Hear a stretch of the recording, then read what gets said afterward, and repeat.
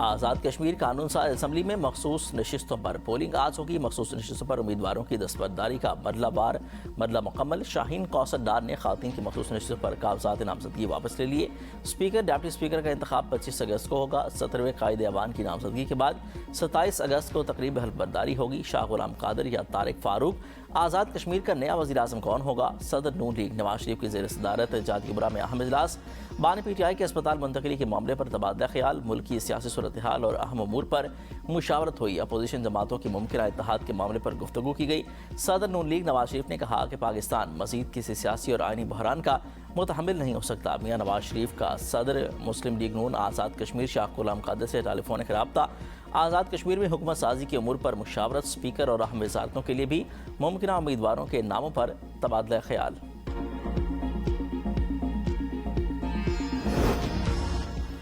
سندھ کابینہ کی میر رضا کیس کی تحقیقات کے لیے جوڈیشل کمیشن بنانے کی منظوری۔ Chief justice Sindh high court کو خط لکھ دیا۔ کمیشن کی سربراہی کے لیے حاضر سروس جج نامزد کرنے کی درخواست۔ میر رضا کے اہل خانہ نے جوڈیشل کمیشن کے قیام کی مخالفت کر دی۔ کہا کہ جوڈیشل کمیشن سے متعلق کسی قسم کی مشاورت نہیں کی گئی۔ میر رضا کے والد کے مطابق ہم جے آئی ٹی کی طرف جائیں گے، آج سندھ ہائی کورٹ سے رجوع کریں گے۔ ہمارے بچے کا بہیمانہ قتل ہوا، ہمیں انصاف فراہم کیا جائے۔ میر رضا کی ہمشیرہ کا کہنا تھا کہ ہم اس فیصلے کے ساتھ نہیں، ہم شروع سے تحقیق سے مطمئن نہیں ہیں اور نہ ہی پولیس کی انکوائری کی جا رہی ہے۔ کس بنیاد پر یہ کمیشن بنایا جا رہا ہے؟ وکیل جبران ناصر نے کہا کہ پولیس آج مجسٹریٹ کے سامنے تفتیشی رپورٹ پیش کرے گی۔ رپورٹ پیش کرنے سے قبل حکومت نے عدالتی کمیشن کیوں تشکیل دیا؟ انکوائری کے ٹی او آرز کو بھی تاحال عام نہیں کیا گیا۔ پولیس افسران کے مجرمانہ رویے کی تحقیقات کیوں نہیں ہو رہی؟ میر رضا کا خاندان عدالتی کمیشن کی مخالفت کرے گا۔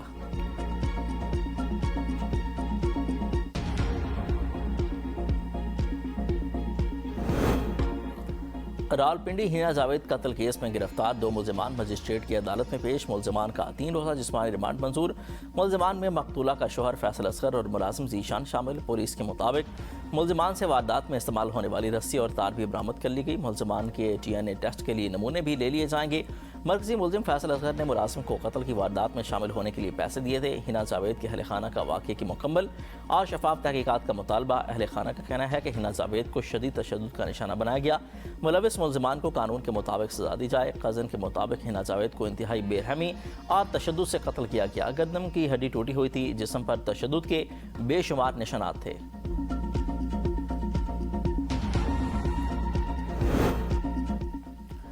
حقیقی آزادی کی جدوجہد کو منطقی انجام تک پہنچائیں گے۔ 27 ستمبر کی لانگ مارچ آزادی کی جدوجہد کا تسلسل ہے، کارکن بھرپور تیاری کریں۔ وزیر اعلیٰ خیبر پختونخوا سہیل آفریدی کا بریر میں کارکنوں سے خطاب۔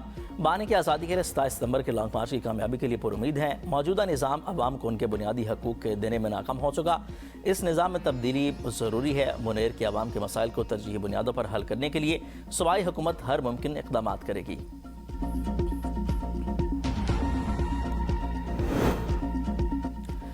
آئین پر عمل درآمد نہ ہونا، حکمرانوں کی غفلت۔ اپوزیشن پارلیمنٹ کے اندر مشترکہ موقف اختیار کرے تاکہ خرابیاں پیدا نہ ہوں۔ مولانا فضل الرحمان کا پشاور میں ورکرز کنونشن سے خطاب۔ کہا کہ ہم چیزوں پر اصولی طور پر اختلاف کر رہے ہیں، کسی کو گالی تو نہیں دے رہے۔ علماء کی جدوجہد آئین سے طے ہوا۔ اپوزیشن لیڈر سے ملاقات میں پارلیمنٹ کے اندر مشترکہ نکات پر اتفاق کی ضرورت پر زور دیا۔ دشمن کے مقابلے میں دفاعی قوت کی ضرورت ہوتی ہے، جو قوت عوام کے اختیار میں ہے وہ اسے حاصل کریں۔ بانی پی ٹی آئی کو کوئی ایسی بیماری نہیں کہ بیرون ملک منتقل کیا جائے، گورنر کے پی فیصل کریم کنڈی کہتے ہیں۔ خیبر پختونخوا میں بہترین اسپتال ہیں، وہیں بانی سے ان کا علاج کروانے پیپلز پارٹی نے کبھی ڈیل کی بات نہیں کی۔ نئے صوبوں سے متعلق فیصلہ پارلیمنٹ نے کرنا ہے۔ حکومت نئے صوبوں کا ڈرافٹ شیئر کرے گی تو ہماری سی ای سی فیصلہ کرے گی۔ 4 صوبوں میں ایک بلدیاتی نظام ہونا چاہیے۔ نون لیگ بلدیاتی الیکشن سے کتراتی ہے۔ پنجاب میں آج تک بلدیاتی الیکشن نہیں ہوئے۔ سندھ کے بلدیاتی نظام میں بھی بہتری کی گنجائش ہے۔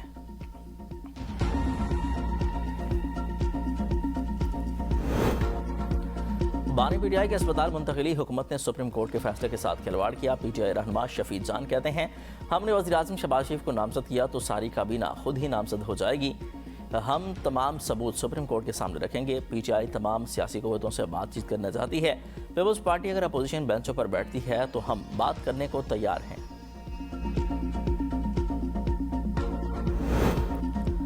بلدیاتی نظام نیا صوبے اور ایڈمنسٹریٹو یونٹ کا نعم البدل نہیں، نون لیگی رہنما طارق فضل چودھری کا کہنا ہے بلدیاتی نظام کتنا ہی طاقتور بنائیں پھر بھی صوبے یونٹ کے تقاضوں پر پورا نہیں اترتا۔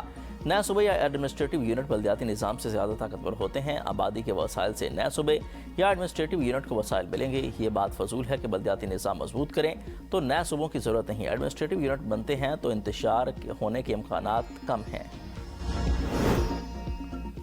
پیپلز پارٹی بینیفیشری ہے، اس لیے سندھ میں نئے صوبے کی مخالفت کرتی ہے۔ ایم کیو ایم رہنما مصطفیٰ کمال کی سیاسی مخالفین پر برس پڑے، کہا کہ پی ٹی آئی کی وفاقی حکومت تھی لیکن انہوں نے بھی لوکل گورنمنٹ کا نظام نہیں دیا۔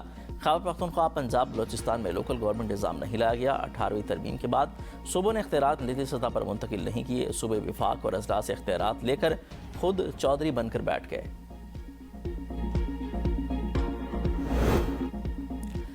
ایم کیو ایم چاہتی ہے کہ شہر کو الگ کر دیا جائے تاکہ چڑیا گھر میں دکانیں رفاہی پلاٹوں پر شادی حال چلا سکیں۔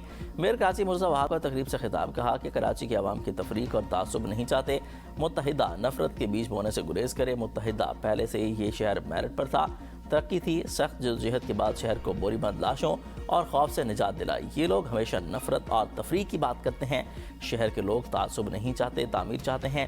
ایم کیو ایم نے کراچی کو لسانیت، خوف اور انتشار کی سیاست دی جسے دفن کیا جا چکا۔ سندھ کے وزیر سعید غنی نے دعویٰ کیا ہے کہ جماعت اسلامی اور پی ٹی آئی کے ٹاؤن میئرز چیئرمینز کو زیادہ فنڈز دیے ہیں۔ سندھ حکومت نے ترقیاتی فنڈز کی تقسیم میں کسی قسم کی تفریق نہیں کی۔ اپوزیشن کے علاقوں میں فنڈز نہ دینے کا تاثر بالکل غلط ہے۔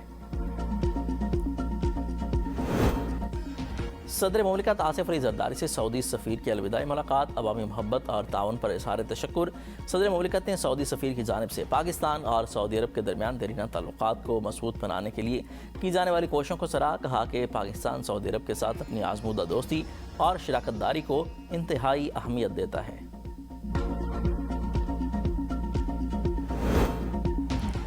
چیئرمین سینٹ سے قطر کے اعلیٰ سطح کے وفد کی ملاقات، یوسف رضا گیلانی کی قطری سرمایہ کاروں کو پاکستان میں سرمایہ کاری کی دعوت، کہا کہ تجارت، سرمایہ کاری، سماجی تعاون بڑھانا بہت ضروری ہے۔ مسلم ممالک میں اتحاد، استحکام کے فروغ میں مکہ معاہدہ اہم پیش رفت ہے۔ پاکستان امن، مکالمے، تعاون کے فروغ کے لیے تعمیری کردار ادا کر رہا ہے۔ قطری وفد نے پراتفاق میزبانی پر چیئرمین سینٹ کا شکریہ ادا کیا۔ قطری وفد کی پاکستان میں سرمایہ کاری کے مواقع کی تلاش کرنے میں دلچسپی کا اظہار۔ ماضی میں اتحادیوں کا جماعت اسلامی کو فائدے کے بجائے نقصان زیادہ ہوا، کسی اتحاد کا حصہ نہیں بن رہے۔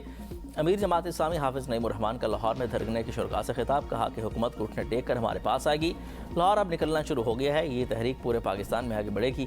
پاکستان کو جماعت اسلامی جیسی پارٹی کی ضرورت ہے۔ ان دھرنوں کو بند کرنے کی کوشش کی تو ہم پورے لاہور کو بند کر دیں گے۔ نظام میں تبدیلی کے لیے اپنے بل بوتے پر سیاسی فورم سے عوام کا مقدمہ لڑیں گے۔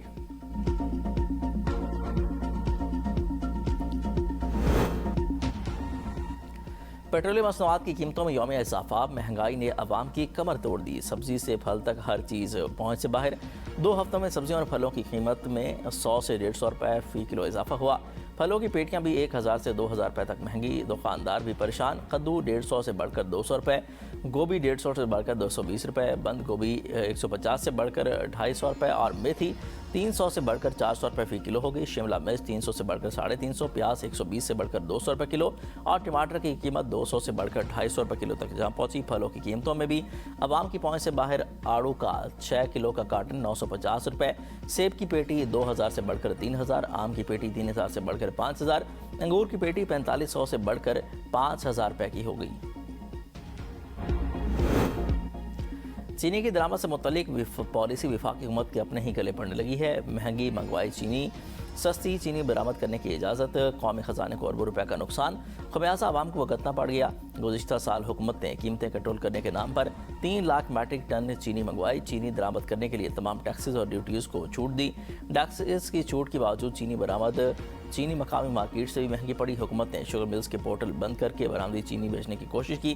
تمام کوششوں کے باوجود غیر معیاری اور مہنگی چینی مارکیٹ میں فروخت نہ ہو سکی۔ شوگر ملز ایسوسی ایشن حکومت سے سرپلس چینی برآمد کرنے کی اجازت دینے پر اصرار کر رہے ہیں۔ حکومت فوری طور پر 6,33,000 ٹن سرپلس چینی برآمد کی اجازت دے۔